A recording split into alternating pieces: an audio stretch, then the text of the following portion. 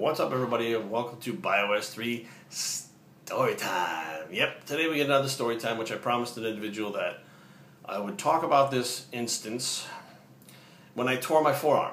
Okay, now, they asked me how I tore my forearm. I thought, well, you know what, I could just say I tore it in the gym, which is essentially what happened, but the story behind it is a lot better. And instead of starting to type it in that thing with the comment section, I figured I'll just tell you guys, because it's more fun when I tell you guys, okay?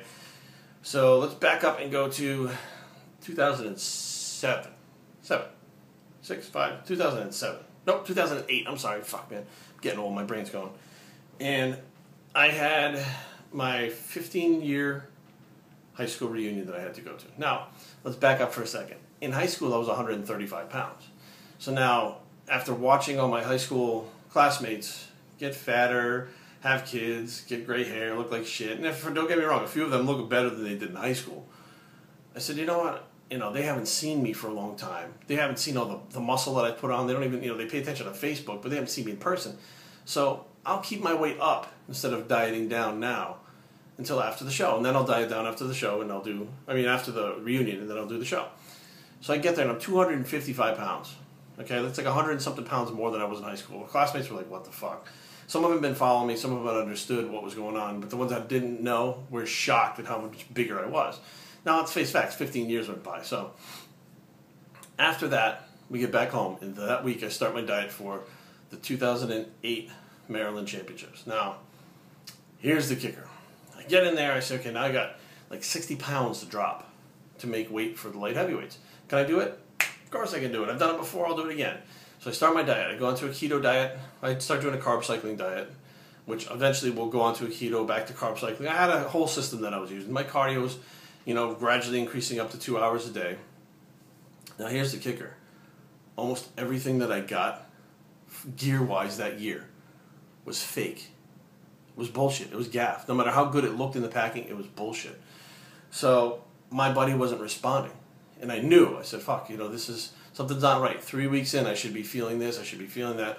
And as time's going, now, let me back up to another part of this story. My ex-girlfriend had decided that she was going to compete for the first time. She wanted to see what it was like. She'd seen me gone through it. She was about 168 pounds, 170 pounds. She wanted to diet and do figure. Okay, so now we decided we're going to do this show together. Okay, a seasoned veteran and a brand newbie who lives in the same house are going to do this together. And I'm going to be the coach, too. Terrific. Great idea, right? Perfect idea for a relationship. Anyways, so I'd already promised her I was doing the show, so there's no way I was backing out of the show because we were doing it together. Now, at this point, I had the person who was promoting the show taking a look at me every couple weeks, and he said, flat out, he said, if I were you, I'd pull out of the show. I wouldn't do it. It's not reacting like you're going to. You're running out of time at this point, and you're getting other things that you're trying to add in to make... to make up for the things that are not real. And those are not real. It's just a bad time in general. And that year it was, even in the top NPC nationals, it was a bad time. Everybody looked like shit because of all the arrests and busts that were going on. It was just a mess. And so now about 5 or 6 weeks out, I said, nope, you know what? Fuck it. Drugs aside, I know what to do. I'm taking this over as if I was natural. It's going to be a little bit different and the progress is slower. So now what happens is I have to push even harder to get the same results that I was if I was on the gear. So the gear will kind of push it along a little bit, but now it's not really anything different. I just need to train harder and then recover more because I recovered faster when I was on the juice. So now change the training around. So my cardio is up to 2 hours. My weight workouts have been drastically decreased with the frequency and the intensity, and at the same time I had dropped my carbs to keto. So now I was doing everything I could to get in shape. And I had about 6 weeks. So 5 weeks out, 4 weeks out. 5 weeks out, because I don't count that last week in a competition. The peak week I don't count because you're not really training, you're just tweaking things.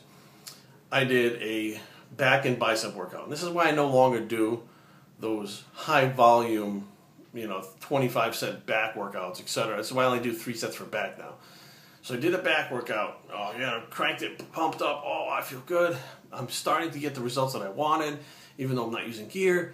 All right, on to biceps. Okay, about 10 sets, 12 sets for biceps. All right, we got to pump, hit the hammer curls. Oh, hammer curls hitting the forearm up here. Pay attention. Hammer curls hitting the forearm up here, which have already been tired from doing all the pulling movements that I was doing, including reverse grip rows. Now, the workout is done. Whew, I can rest. I'm done. I got my second hour of cardio later on in the night to do. But now I have a client. Client coming in is Ken Bell. Ken I've been training for quite a while. This was about my maybe a third year training him. Good dude, big dude, strong dude. Actually looks a lot like me. A lot of times people think we're brothers or cousins or something. We're related. Bald head, dark skin, muscular. And we're going to do legs. Or he's going to do legs. So we get over to the squat rack and I grab the 45-pound plate. And as I grab the plate, instead of just picking it up, like pulling it up, I swung it up with my arm to catch it here. And as I swung that up, it popped in my forearm. I tore my forearm. And immediately I knew it. I heard the pop. I heard the ripping noise. I put the thing on the plate of the bar and I held my forearm. I said, oh shit. And it hurt. It hurt like somebody had set it on fire. I said, oh no. I said, here I am 4 weeks out from a show, 5 weeks out from a show. I can't back out of the show. I haven't had any gear to make this thing heal faster. I can't back out because my girlfriend's doing it. Shit, I don't know. Okay, fine. I gotta go figure out what to do. So he did a couple warm-up sets, and I grabbed some ice and put it on there. When I took it off, it was turning black and blue. It was torn. And I had one of the massage therapists look at it at the gym and said, you know, I don't feel much of a defect, but there's definitely something missing. There's like a hole in there. It's not supposed to be there. Excuse me. Stupid fly. So now I was like, well, I couldn't grip. Anything that I gripped, if I pulled, it hurt and I would drop it. So now I'm like, I can't do rows, curls. You know, if I was pushing a bar and it hurt, I would drop the bar or dumbbells. What the fuck am I going to do? In my head I said, well, wrist straps. I'm going to strap in. So I strapped into like dumbbell presses. I strapped into, you know, bench presses. I strapped into dumbbell presses for shoulders, for delts. I strapped into lateral raises. I strapped into everything for 4 weeks. And I remember talking to Dave Pulcinella right before the show, the night before. I said, man, I don't even know if I'm going to make weight, dude. This has been like a hell of a prep that, you know, an injury, it's not a major injury, but it's a major backup 5 weeks out from the show. At the same time, missing gear. I mean, this sucks. I wound up making weight, 198 pounds on the button, I believe it was. And I had my friend Rick, who was also competing, who I promised I would compete. He was doing the Masters, my girlfriend was doing the figure, and we're all doing it together, have a good time at the Maryland State Championships. And I said, all right, I can't bail out on her because she's going to kill me. You know, Rick, he's going to be upset. I mean, he'll understand, but my girlfriend's going to kill me if I egged her on to do this show and then backed out. I'm fucking dead. So I got to go through with it. So I weighed in 198. I was lean but flat as hell. Had a natural look to me. And I got 4th in that competition.